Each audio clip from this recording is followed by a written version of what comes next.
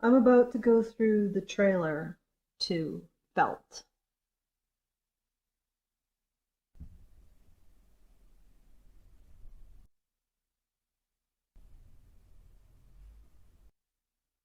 I haven't actually watched the whole thing. I'm just gonna watch the trailer. I have had the some kind of emotional state of watching this film. I can't explain it, and I can't even explain why I can't explain it. It's like watching a UFO in a mirror in Spain. I see that's my brain's way of saying error. This won awards?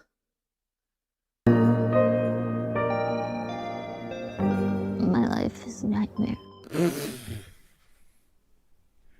Did you hear the vocal fry? What's vocal fry? Well, this is why it's called vocal fry.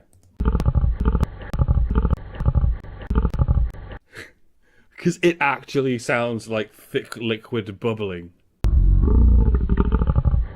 No tampering, all I've done's play it at quarter speed. Would you like to hear it at half speed? I think you would.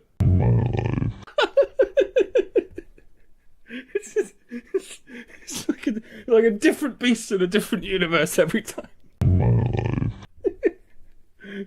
At quarter speed, it's a sentient swamp. At half speed, it's like a robot printing a moose. A robot printing a moose. A robot printing a moose. Would you like to hear it at original speed? And recall what this human is actually doing with her face in real time? My life. That's the weirdest one. That is the weirdest one. My life, my life, my life, my life. Yeah, some of you were going, do it, Mike, and some of you were going, don't do it, Mike. But of course I'm gonna do it! And it's pronounced...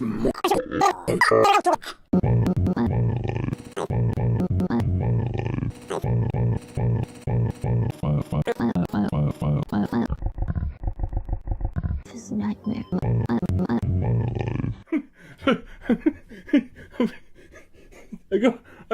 I go into these things thinking, how the hell am I going to make this funny? Not all the answers are profound, but at least the results are often surprising. The struggle of Of what? Trying to talk? Like an authentic Earth vertebrate. being female. Oh, for fuck's sake. Alison, can you talk to her? I've just remembered something I have to forget. The struggle of being female.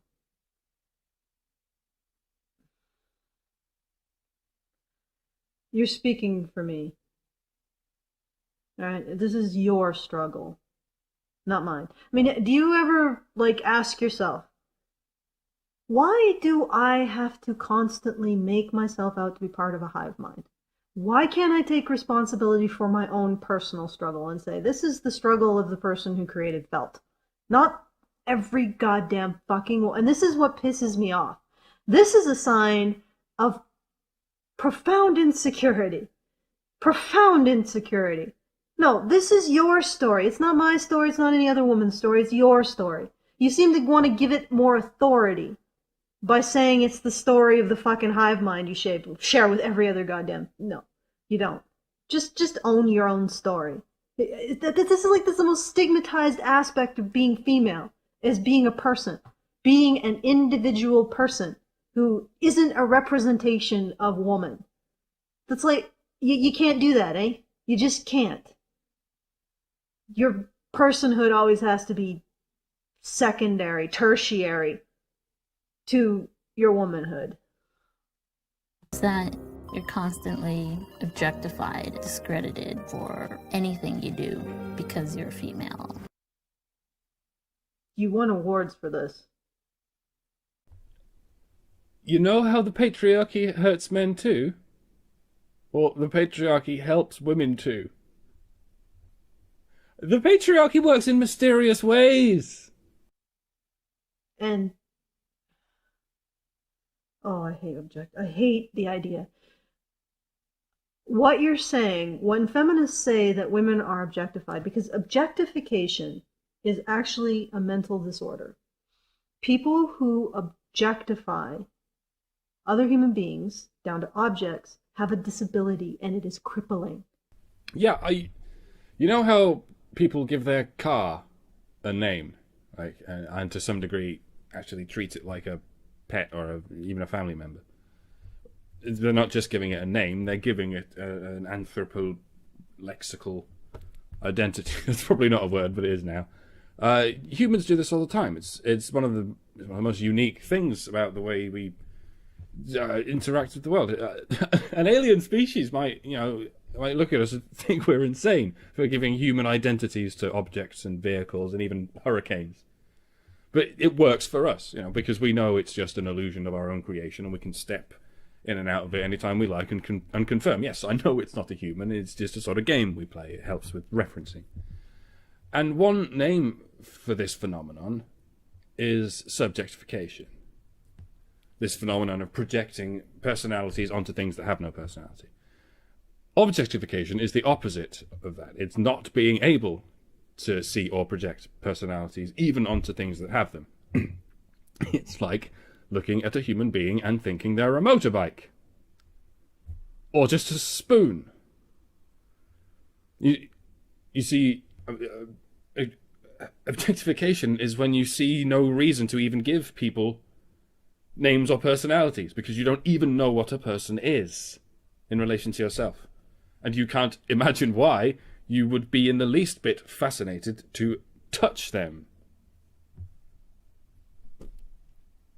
When you look at the shapes of a person's body, their face, their shoulders, and their hips, and you think, those are excellent shapes. I can imagine those shapes touching my shapes, and how good it would feel. That is not how you react to a motorbike. The reason you're imagining touching those human shapes is because they will also sense what you sense. You recognize that they are connected to nerve endings, which are connected to a brain just like yours, a nervous system, and a complex personality, and eyes. Whose eyes? The reason you want to feel these things is because they will be felt. And that's the very essence of the difference between a subject and an object. We are fascinated by human bodies because they feel things. Not only are these sensations normal, it is extremely rare and abnormal not to have them. So what feminists are saying when they say that women are constantly subject to objectification is sort of akin to saying that whenever a man sees a sexy woman, he suddenly has an epileptic fit, or goes blind, or loses use of his legs. He develops a debilitating illness, a debilitating, crippling disorder. Like, we need some proof here. First of all, this is an extraordinary claim. And second of all, shouldn't we feel sympathy for men? I mean, they're being debilitated by the sight of attractive women. They are having brain damage symptoms at the sight of attractive women. Like, I mean, to turn around and then implicate them morally. You're basically implicating morally a bunch of people who are disabled. What kind of ableist shit is that? Just because somebody is suffering a profound mental disability called objective, who essentially results in them objectifying other human beings, doesn't mean that they're immoral. I mean, do you also think people in wheelchairs are immoral feminists? Like, this is horrifying. It goes way beyond ableism into like thinking that the people who are disabled are immoral. Anyway, this is a can of worms I don't think feminists ever seriously look at, because they seem to want to assert something here, and the implications are never explored. And I always find it astounding that feminists want to assert that men's sexual desire for women somehow, through some sort of voodoo, hurts women. Astounding. Or that they just spontaneously develop a debilitating mental disorder in the presence of a sexy woman. Hard sell for me. Like, or that instead of that being very detrimental for men, somehow through the feminist wormhole, the fact that men develop debilitating mental disorders, crippling mental disorders that actually make it almost impossible to live a normal life in the presence of a woman they find attractive, is somehow oppression of her. Seems like he's got the worst of it there. Yeah, there's a few avenues of possibility here, and the reason feminists don't like opening this kind of worms is because all roads lead to the same conclusion. This is thought crime. Thought crime of which all women are innocent and all men are guilty at all times, with no proof and no hearing, just because somebody says so. This is why we sometimes call it totalitarian. Because the unmistakable hallmark of totalitarianism is thought crime. Eternal and merciless thought crime. With eternal and merciless punishment. And I bet we're already getting feminists macing random guys in the street yelling, "Stop objectifying me." This is it, feminists. You're way past any religious dictatorship and you're already almost as bad as dog people. Oh, my dog attacked you? Well, it's your own fault for thinking hostile things. Stop offending my dog with your thoughts. Yeah, wriggle out of that one. Humans are eternally and mercilessly guilty of bad thoughts because there's no conceivable chance that a dog would ever have a bad thought.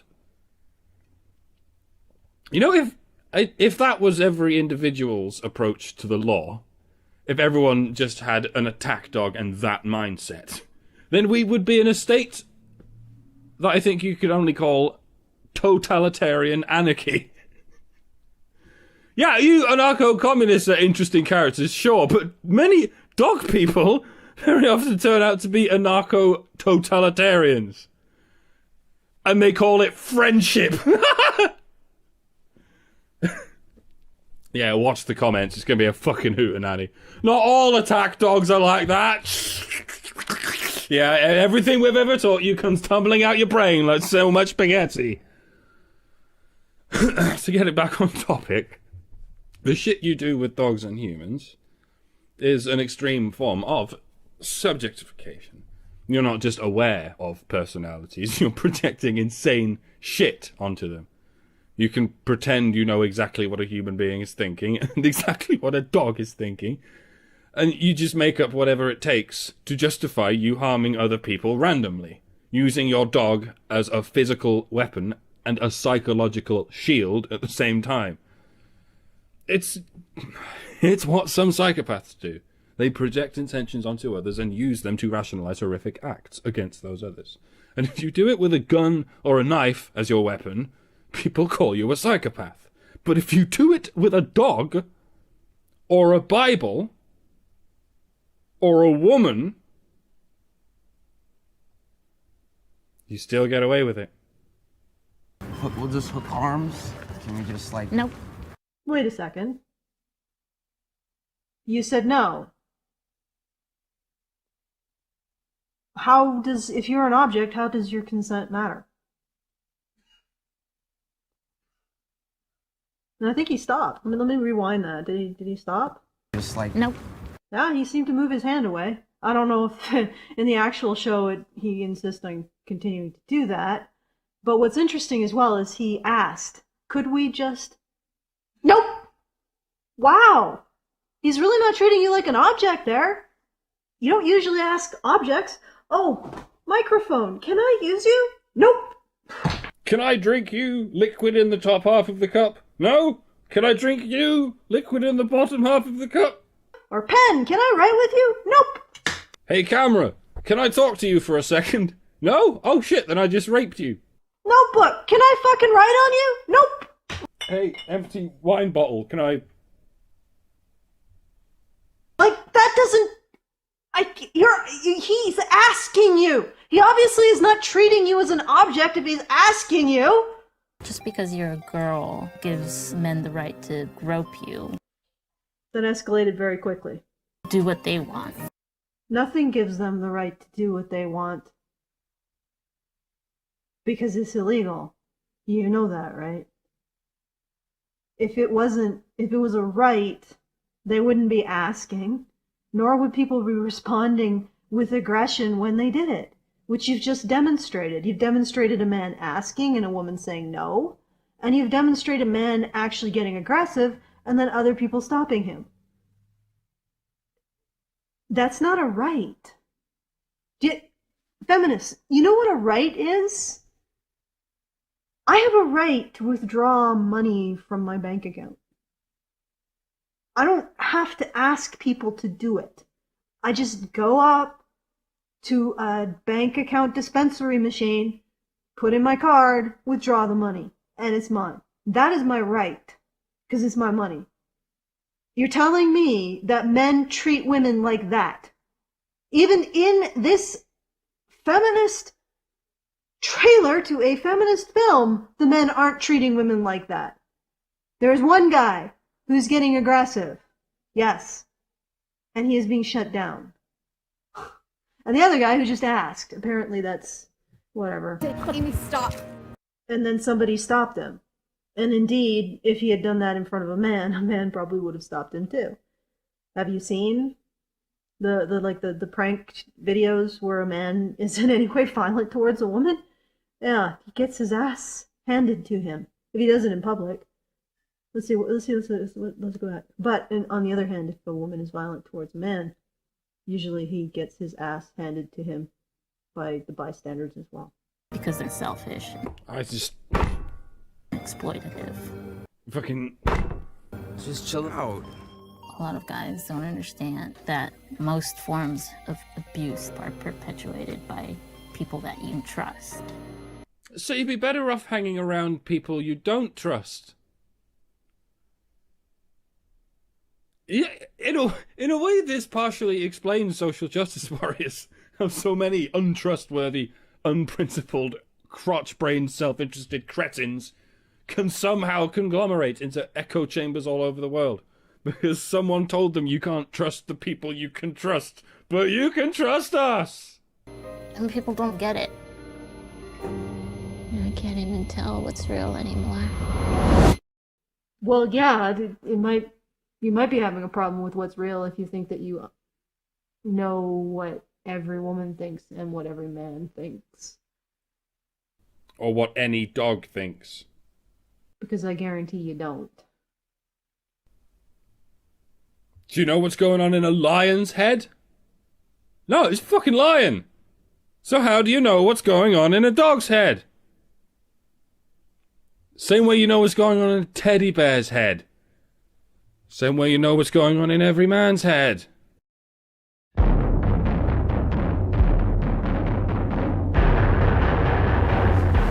my god. I love how all the reviews are all like one word. Let's go through it again. Authentic bullshit.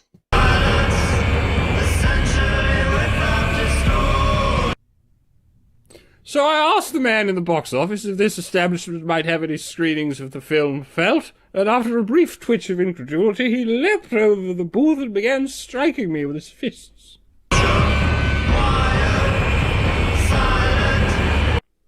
The morning after watching Felt, I turned around to examine my pre-breakfast stool, and I noticed an angel had died in it.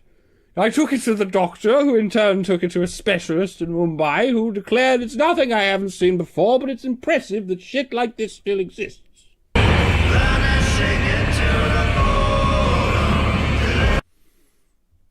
Five days after watching Felt, I noticed all the trees in my local area had disappeared and been replaced with obstructive phalluses squirting their oppressive arcs of nimbulae. Across the street, I saw a capybara riding a bicycle. I said, "What's your name?" He said, "My name is amazing."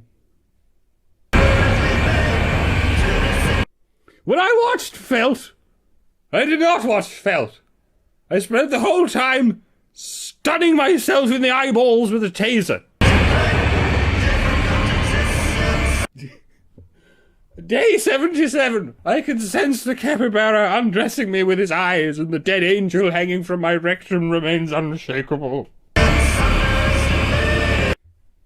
Inserting your engorged penis into a barrel full of bullet ants is less intense than felt.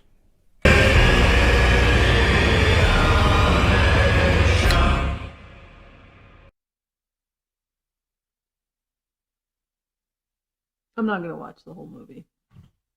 I don't.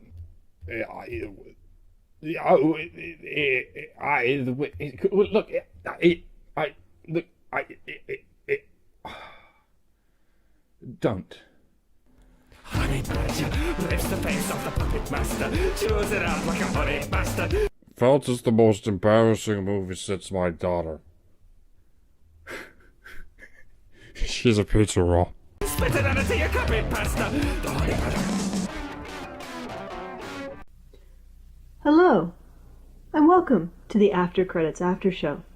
My name is Professor Hamster, and this is my tiny and vociferous colleague, Mia. I see you have good taste. I also have good taste. Can I recommend the Rent Zerker? Or the Rage Zerker? And if you really enjoy this show, please consider becoming a patron. Every little bit helps.